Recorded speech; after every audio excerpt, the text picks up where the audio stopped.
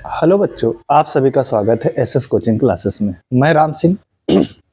आज हम लोग पढ़ने वाले हैं रसायन विज्ञान का सबसे इम्पोर्टेंट टॉपिक, जो हमारे 2025 की बोर्ड परीक्षा जो होने वाली है उसके नज़रिए से देखा जाए तो ये इंटर क्लास की केमिस्ट्री का सबसे इम्पोर्टेंट चैप्टर है और यहाँ से आपके क्वेश्चंस आते ही आते हैं। और चैप्टर का नाम है कोऑर्डिनेशन कंपाउंड, यानी उपसंयोजी यौगिक।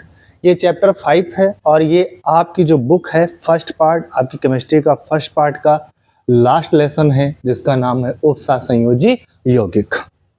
अब हम लोग जानते हैं कि कंपाउंड्स का जो नामकरण हुआ उनके परमाणुओं के बीच उपस्थित परमाणु यानी बॉन्ड के बीच, यानी परमाणुओं के बीच में जो बॉन्ड होता है उस पर उनका यौगिकों का प्रकार बताया गया।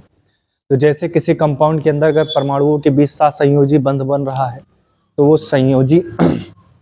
सहसंयोजी कंपाउंड कहलाते हैं।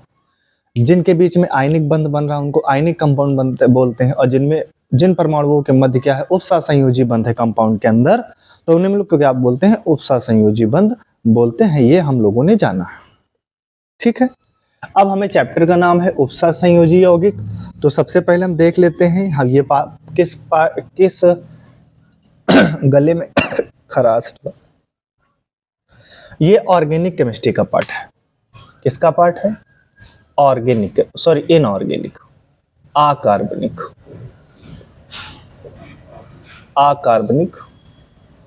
रसायन का पार्ट है ये। और इसमें जो हम लोग पढ़ने वाले हैं वो अकार्बनिक यौगिक है।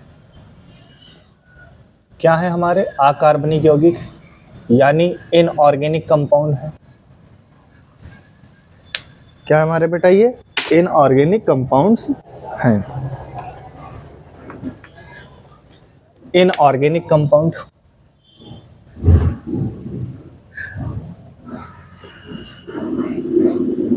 ये इनऑर्गेनिक कंपाउंड है।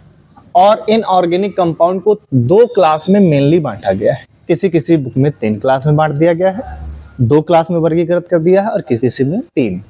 तो यहाँ पर हम 2 को लेके चलते हैं, वो ज्यादा सुटेबल है। ज्यादातर बुकों में 2 में बांटा गया है।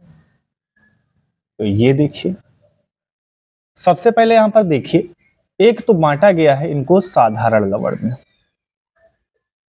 साधारण लवण इंग्लिश में बोलते हैं सिंपल साल्ट।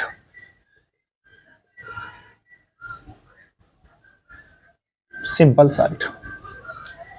और दूसरा जो है वो है योगात्मक यौगिक।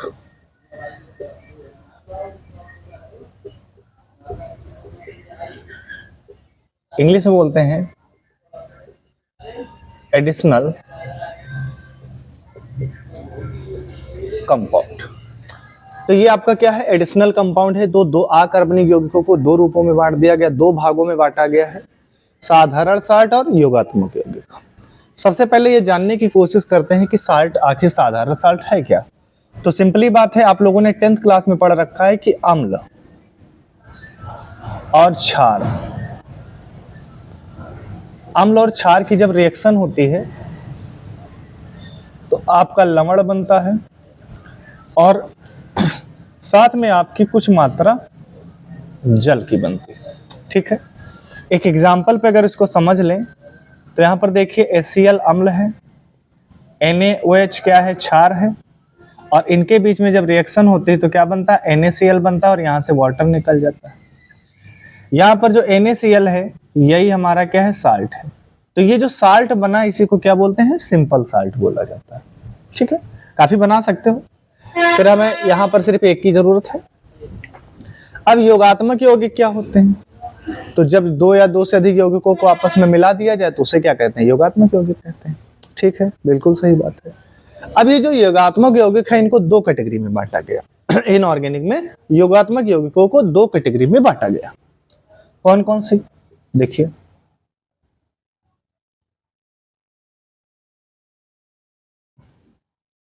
दो कैटेगरी में इनको बांटा गया है, ठीक। पहला तो आपका आता है द्विक लवण, जिसको हम लोग बोलते हैं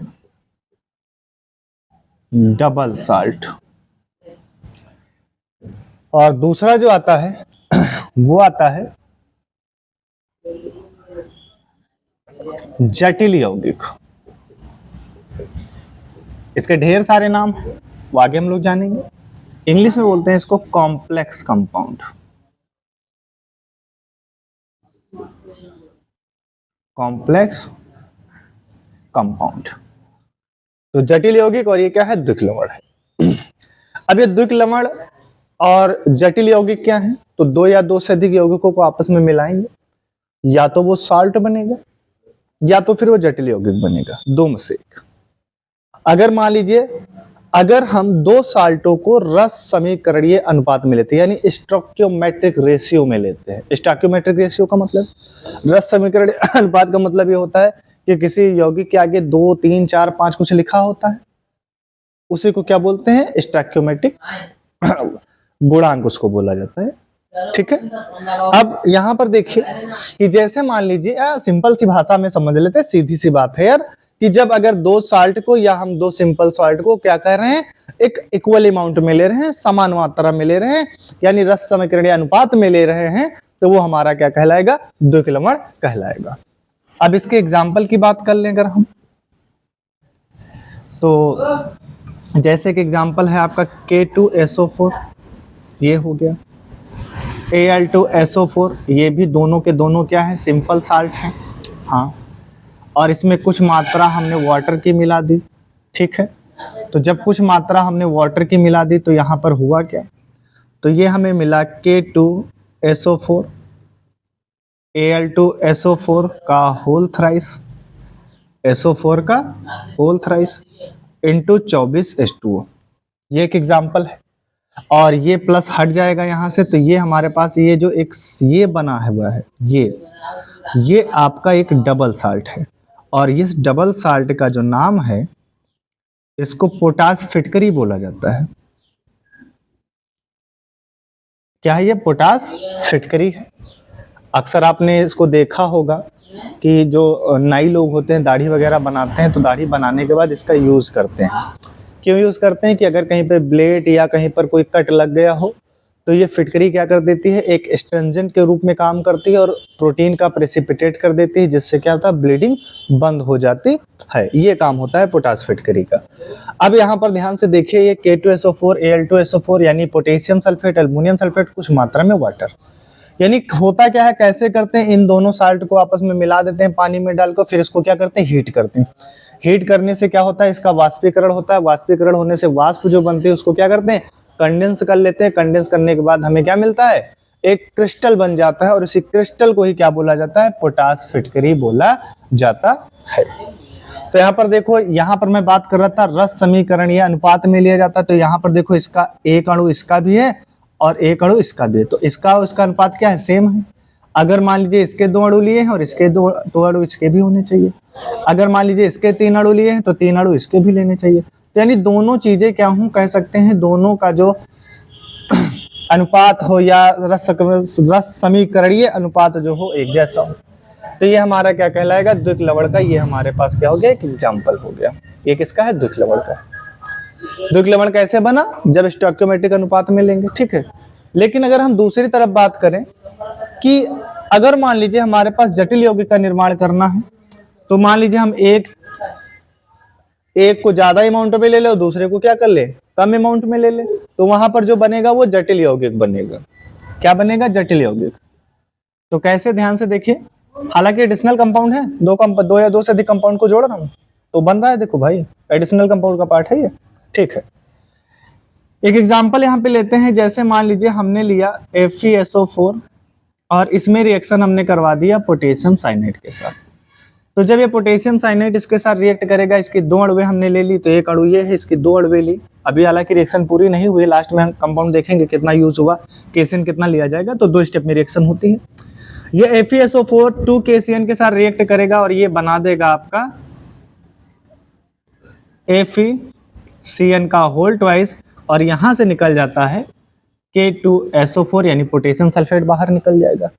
सेकंड स्टेप में क्या होगा, ये जो FeCN आपका बना है फेरस साइनाइड, जो FeCN2 बना हुआ है, ये अगेन 4 KCN अणुओं के साथ रिएक्ट करेगा, तब ये बनाएगा K4 FeCN का होल 6 और ये कंपाउंड बना। तो ये जो आपका कंपाउंड बना है इसी को बोला जाता है क्या, जटिल यौगिक बोला जाता है। तो अगर आपने दो चीजें ली हैं और उनको अगर स्टोइकियोमेट्रिक यानी रस समीकरणीय अनुपात में आपने नहीं लिया है, या एक की मात्रा ज्यादा है या दूसरे की मात्रा क्या कम है, तो उस समय जो यौगिक बन के तैयार होगा उसी को क्या बोलते हैं, जटिल यौगिक बोलते हैं। तो ये हमारा क्या हो गया, जटिल यौगिक हो गया। तो एक बात हमें समझ में आ गई कि अकार्बनिक यौगिकों को अगर देखा जाए तो मेनली दो भागों में बांटा गया है, साधारण लवण और योगात्मक यौगिक। उसके बाद योगात्मक यौगिक को द्विक लवण और जटिल यौगिक में बांट दिया गया है। एक एग्जांपल ये हो गया। इतनी बात आपको समझ में आ गई। अब पूरा का पूरा जो चैप्टर है वो इसी बेसिस पे यानी इसी कंपाउंड में पढ़ना। तो ये जो ब्रैकेट है ये आप जो देख रहे हैं ये मामूली ब्रैकेट नहीं है, इसको तोड़ने के लिए छेने और हथौड़ी की आवश्यकता पड़ती है। और कभी कभी तो ये होता है कि अब नहीं टूट रहा है तो भाई क्या करेंगे, 10-20 लोग लकड़ी मतलब क्या कहते हैं वो गदा लेके आते हैं, तब इसको तोड़ना शुरू करते हैं, तब ये टूटता है। यानी अपने आप में बहुत ज्यादा स्टेबल है, बहुत ज्यादा मजबूत है। तो जब ये बहुत ज्यादा स्टेबल है, बहुत ज्यादा मजबूत है, तो हम क्या करें, अगर इसको उठा ले यहां से, अब आपके पास हथौड़ा तो है नहीं, आपके पास हथौड़ा नहीं है, और आपने इसको कहां डाल दिया, पानी में डाल दिया, वाटर में डाल दिया।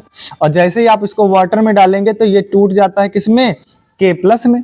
एक के पर एक प्लस, तो K कितने हैं, 4 तो 4 के। और ये कुछ में टूटेगा, और ये टूटता है FeCN का होल 6 और इस पर माइनस चार्ज। तो भैया जब ये क्या है, ताकतवर ज्यादा है, इसके बहुत ताकत है, तो क्या ये आसानी से टूट जाएगा, नहीं टूटेगा। तो जब ये आसानी से नहीं टूटेगा तो क्या ये दोनों अलग हो जाएंगे, नहीं होंगे। तो हमने क्या देखा कि जटिल यौगिक जिन अणुओं से मिलकर, जिन परमाणुओं या जिन आयनों से मिलकर बना था वो उनमें विभक्त नहीं हुआ, यानी अपने अवयवी कणों में ये विभक्त नहीं हुआ। जिन कणों से मिलकर बना था उसमें भी विभाजित नहीं हुआ, उन अपने अवयवी कणों में नहीं टूटा। जबकि द्विक लवण के केस में क्या होता है कि अगर मैं K2SO4 Al2SO4 का होल थ्राइस और 24H2O को अगर मैं इसको वाटर में डिसॉल्व कर दूं, वाटर में डाल दूं, तो ये टूट जाएगा K+ में, Al+3 में, और ये SO4-2 में। तो इस तरीके से ये जिन आयनों से मिलकर बना था उन्हीं आयनों में क्या हो जाएगा, विभक्त हो जाएगा। बात समझ में आ गई। तो ये द्विक लवण और जटिल यौगिक में क्या होता है, अंतर होता है। ठीक है, डबल साल्ट और योगात्मक में अंतर हो गया। तो आपको अगर ऐसा कभी डिब्बा दिख जाए तो समझ जाना है क्या है, जटिल यौगिक है। और मान लीजिए आपके सिर्फ डिब्बा दिख रहा है, ना आगे कुछ ना पीछे कुछ, और इस डिब्बे को बोला जाता है और इस पर क्या है, कोई चार्ज हो, तो उस अवस्था में इसको बोला जाता है जटिल आयन बोला जाता है, कॉम्प्लेक्स आयन। क्या बोलेंगे, कॉम्प्लेक्स आयन बोला जाता है।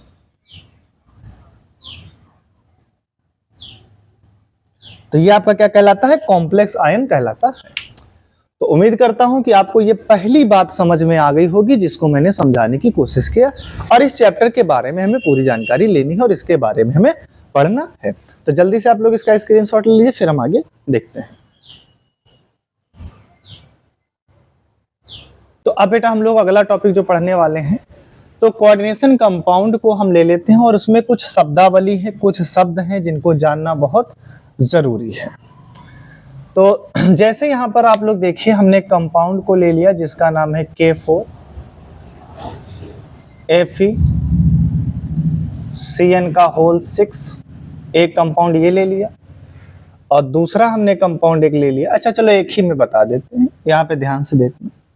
ये जो आपका होता है सबसे बाहर, ब्रैकेट के बाहर, तो जो ब्रैकेट के बाहर हो, चाहे इधर ब्रैकेट के बाहर हो और चाहे इधर ब्रैकेट के बाहर हो, उसको बोला जाता है काउंटर आयन। ये क्या है, काउंटर आयन। इसके बाद आपके पास ये आ गया, इसको बोला जाता है कोऑर्डिनेशन स्पेयर। हिंदी में बोलते हैं उपसह संयोजी मंडल। ये उपसह संयोजी मंडल है। और इस कोऑर्डिनेशन उपसह संयोजी मंडल के अंदर से दो चीजें होती, एक जो है मेटल है, इसको बोला जाता है क्या, केंद्रीय या सेंट्रल मेटल आयन।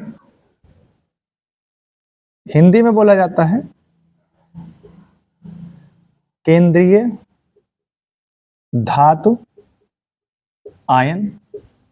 और ये जो इसके अंदर होता है इसको बोला जाता है लिगेंड।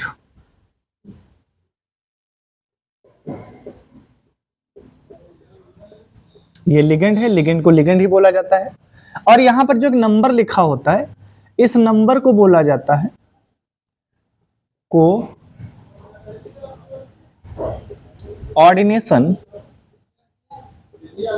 नंबर।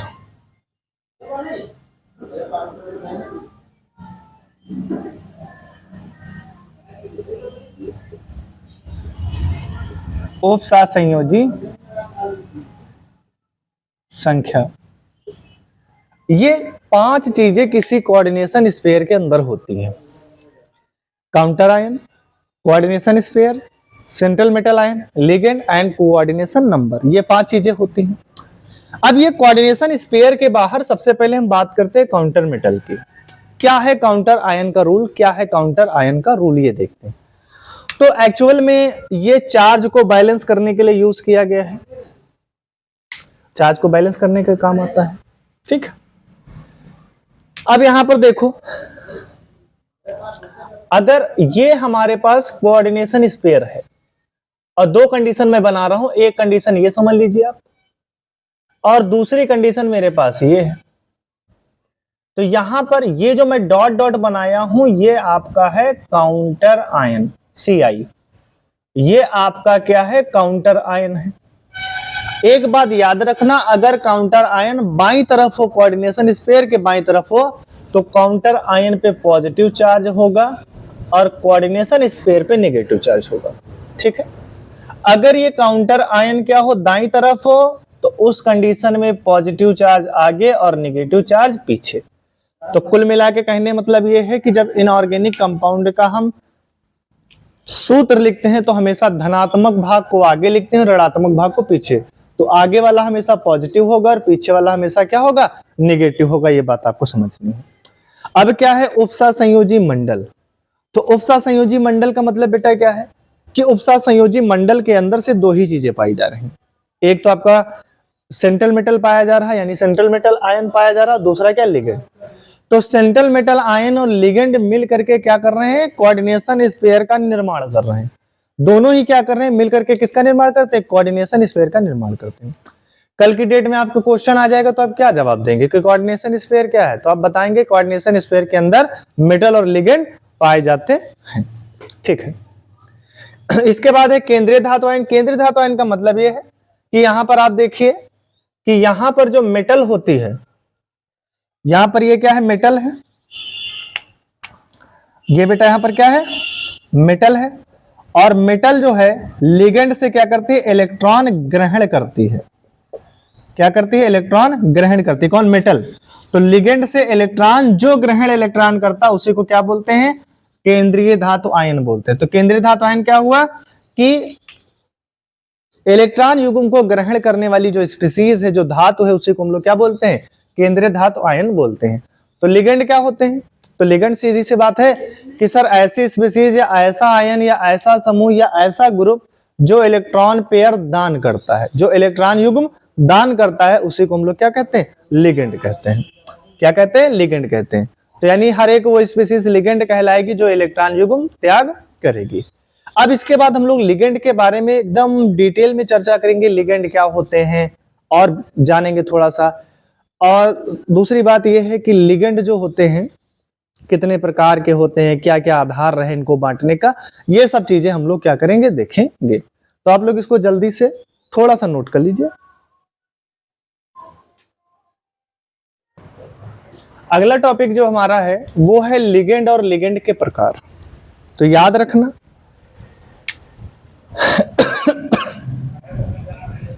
कोई समूह, कोई स्पीसीज, कोई आयन जो इलेक्ट्रॉन का क्या करेगा, दान करेगा, जो इलेक्ट्रॉन का दान करेगा वो क्या कहलाएगा, वो लिगेंड कहलाएगा। क्या कहलाएगा, लिगेंड कहलाएगा। ठीक है, जैसे अगर हम कोऑर्डिनेशन कंपाउंड के केस में बात करें तो यहाँ पर लिगेंड जो होता है वो इलेक्ट्रॉन का क्या करता है बेटा, दान करता है। किसको, CMI को। किसको दान करता है, CMI को दान करता है। ठीक है, किसको डोनेट कर रहा है, CMI को दान कर रहा है। CMI को क्या कर रहा है, दान करता है, लिगेंड। तो यहां पर क्या होता है, आज हम लोगों को पढ़ना है लिगेंड के प्रकार भी। देखिए तो लिगेंड को दो बेसिस पे डिवाइड किया गया है। लिगेंड को दो तरीके से बांटा गया है, दो तरीके से। एक तो on the basis of charge,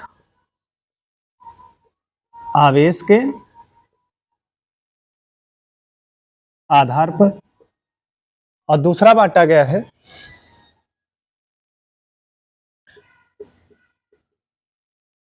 परमाणु या आयनों, परमाणु या आयन द्वारा इलेक्ट्रॉन द्वारा दान किए गए इलेक्ट्रॉन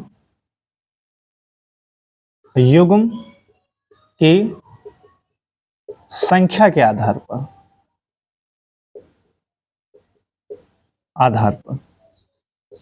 तो इस तरीके से दो बेसिस पे बांट दिया गया है लिगेंड को। अलग अलग आधार रहे लिगेंड को बांटने के, एक तो आवेश रहा और दूसरा क्या रहा, परमाणु या आयन द्वारा दान किए गए इलेक्ट्रॉन युग्म की संख्या पर। क्योंकि आपको पता है लिगेंड इलेक्ट्रॉन दान करता है सेंट्रल मेटल आयन को, लेकिन कितने इलेक्ट्रॉन दान कर रहा है, अगर एक पेयर दान कर रहा है कि दो पेयर दान कर रहा है, तीन पेयर दान कर रहा है, वो उसी के आधार पर इसको बांटा गया।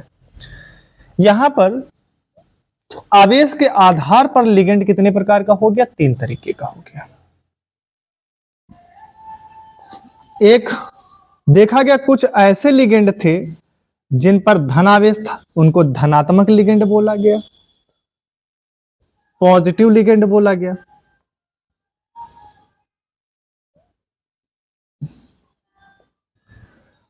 कुछ पर देखा गया कि ऋणात्मक आवेश है तो उनको ऋणात्मक लिगेंड बोला गया, निगेटिव लिगेंड बोला गया।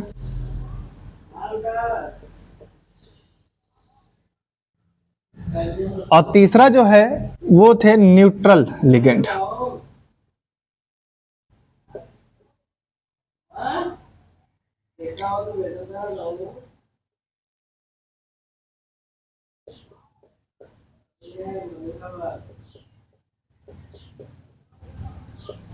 उदासीन लिगेंड।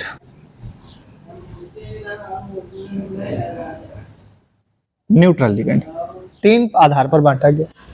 धनात्मक लिगेंड क्या थे, यानी सर ऐसे लिगेंड जिन पर क्या होता था, धन आवेश होता था, उनको हम लोग क्या कहते थे, धनात्मक लिगेंड कहते थे। और इसमें कुछ लिगेंड के नाम है, जैसे NH3 NH2 प्लस, इसका नाम है हाइड्राजीनियम। इसका नाम बेटा क्या है, हाइड्राजीनियम इसका नाम है। अब आगे देखिए, और इसके एग्जाम्पल क्या हो सकते हैं, या चलो इनका नाम बाद में लिखा देंगे जब हम पढ़ाएंगे। एक आपका होता है NO प्लस, एक आपका होता है NO2 प्लस। इनके नाम हम बाद में लिखवा देंगे। ये इसके ऋणात्मक लिगेंड, यानी ऐसे लिगेंड जिन पर क्या हो, धन आवेश, उनको क्या कहेंगे, धनात्मक लिगेंड कहेंगे।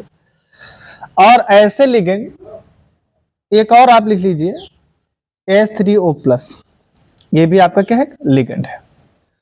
ऋणात्मक लिगेंड में आपके एग्जाम्पल में आ जाते हैं, जैसे क्लोरीन है, ब्रोमीन है, आपके आयोडीन है, सल्फेट है, साइनाइड है, फ्लोराइड है, ETC।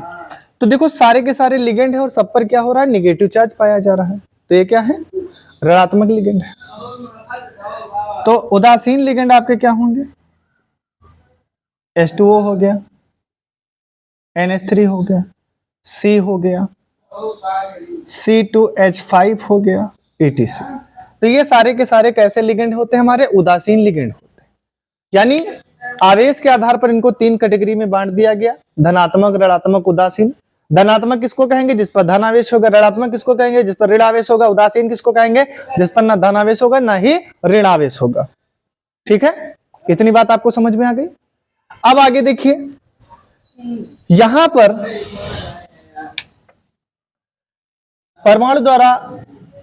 परमाणु या आयन द्वारा दान किए गए इलेक्ट्रॉन युग्म की संख्या के आधार पर जब बांटा गया तो ये भी कई तरीके का था। देखिए, तो यहां पर मेनली 3 तरीके से हम आपको दिखा रहे हैं। पहला था एक दंती, यानी एक दंती लिगेंड, एल फॉर लिगेंड लिख देते हैं। अच्छा पूरा भैया, इंग्लिश में बोला जाता है मोनोडॉन्ट, मोनोडॉन्ट। फिर द्विदंती,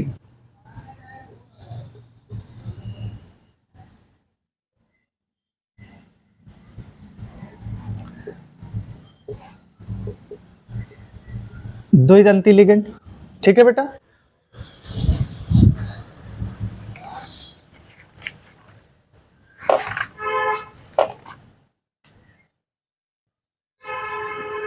ठीक है। द्विदंती लिगेंड, बाइडेंटेट,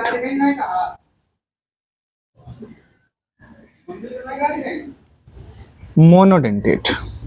वो इंग्लिश थोड़ा सा हमने चेक किया, मोनोडेंटेट और ये बाइडेंटेट। और जो लास्ट वाला था उसको बोला गया, ये क्या था? बहुदंती लिगेंड था।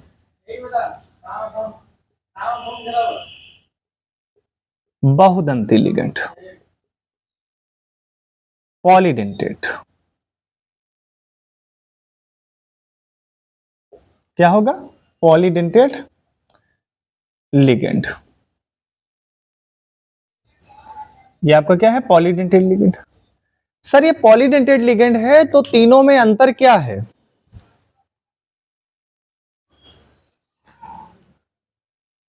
पॉलीडेंटेट लिगेंड ये दिख नहीं रहा है, तो इसको मैं थोड़ा सा इधर बढ़ा के लिख देता हूं। पॉलीडेंटेट लिगेंड,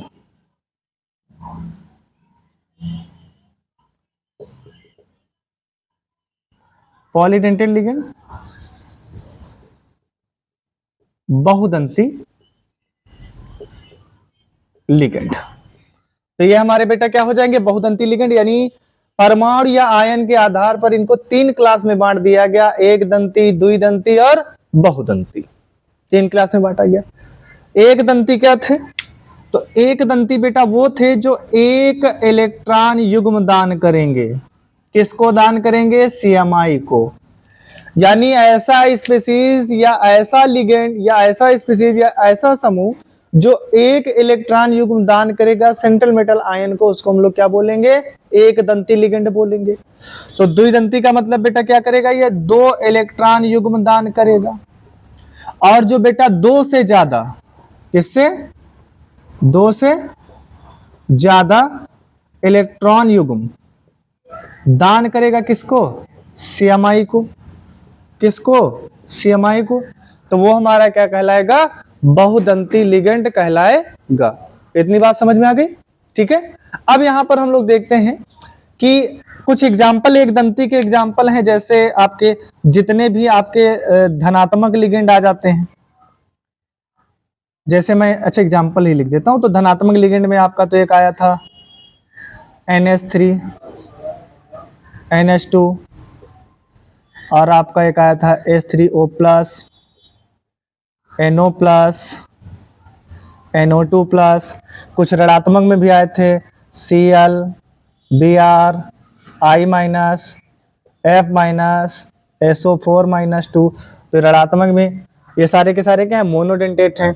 और आपका आया था H2O आया था, हाँ, CO आया था, C2H5N आपका आया था, पिरिडीन है ये। और यहाँ पर और आप देखिए आपका NH3 आया था। ये भी क्या है? सारे के सारे क्या है? Monodentate ligand. तो बाइडेंटेट और पॉलीडेंटेट को हम थोड़ा सा इसको रफ करके आपको पूरा समझाते हैं, तब तक आप इसको नोट कर लीजिए।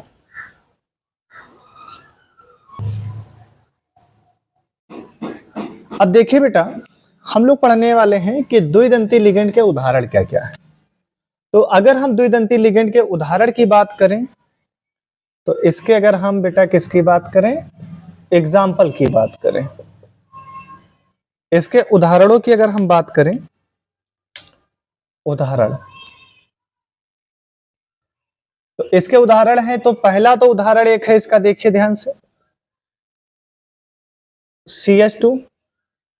CH2 और यहां पर ये है NH2 और यहां पर देखिए NH2।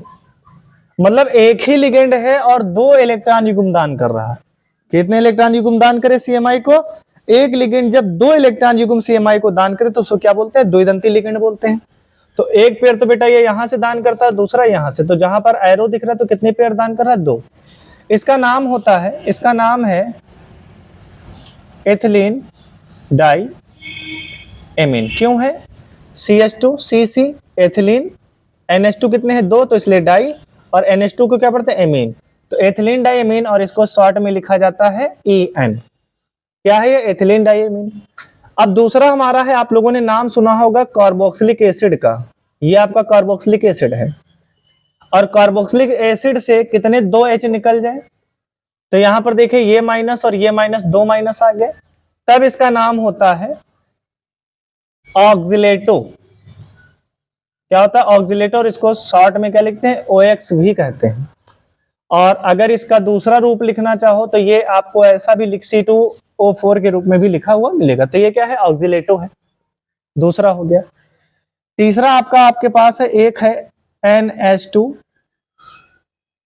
CH2 और COO माइनस। तो यहाँ पे डोनेटिंग साइड कितनी है? 2।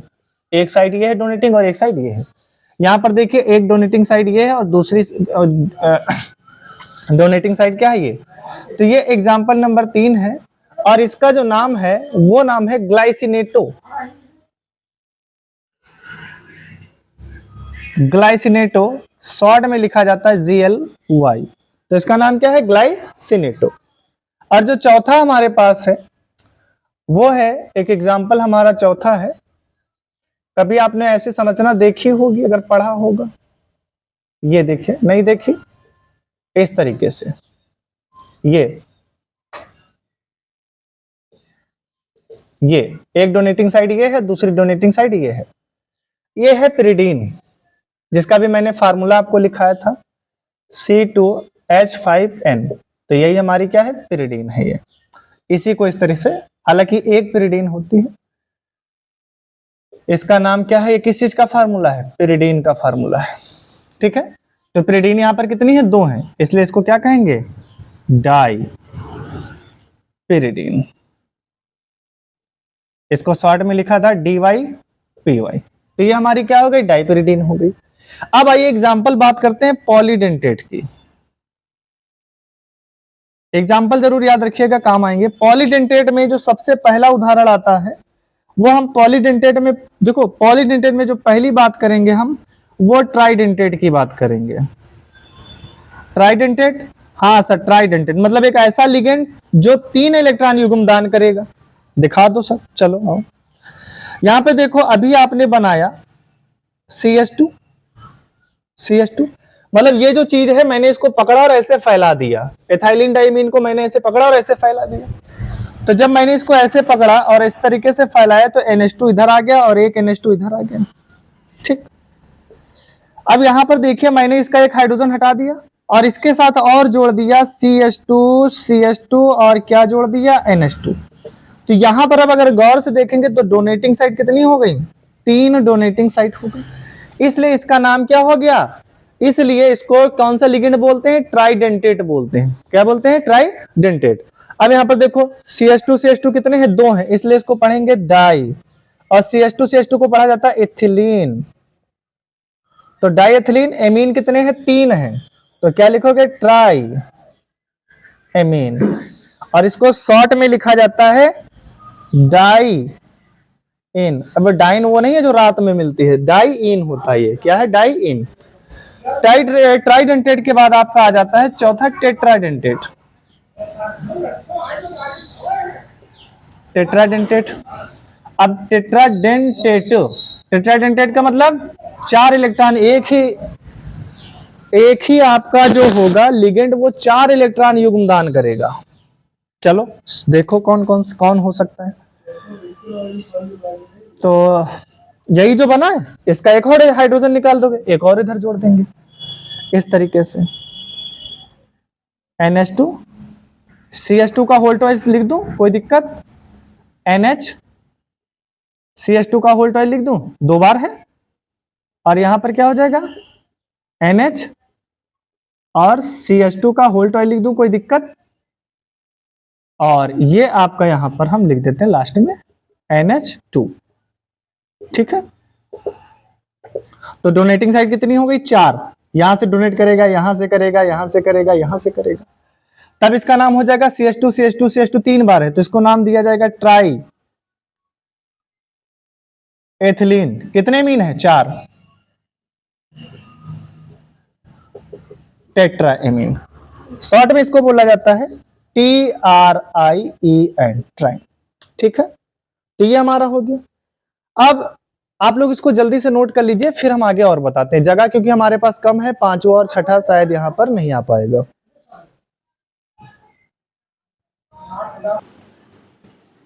अब यहां पर देखिए बेटा, टेट्राडेंटेट के बाद आ जाएगा आपका पॉलीडेंटेट का जो तीसरा प्रकार है, उसको बोला जाता है पेंटाडेंटेट। नाम से पता चल गया होगा पेंटाडेंटेट। पेंटा का मतलब 5 होता है, मतलब एक लिगेंड 5 इलेक्ट्रॉन युग्म दान करेगा। कैसे? देखो नाम क्या होगा, पहले इसका चित्र याद कर लो, ये एग्जाम में पूछा जाता है। तो CH2 CH2 यहाँ पे आपका लगा था NH2 और यहाँ पे आपका क्या लगा था? NH2 लगा था। यहां से मैंने किया क्या, यहां से मैंने दोनों हाइड्रोजन निकाल दिए, और यहां पर मैंने क्या किया, एक जोड़ दिया CH3COO-, यहां भी जोड़ दिया CH3COO-, और यहां से एक हाइड्रोजन को निकाल करके यहां पर मैंने क्या किया है, मैंने जोड़ दिया CH3COO-। तब इसका नाम क्या होगा? तब इसका नाम होगा बेटा, देखो एथिलीन एक ही है तो इसको बोलेंगे एथिलीन। अब एमीन कितने हैं? 2, तो क्या लिखो? Ethylene die amine.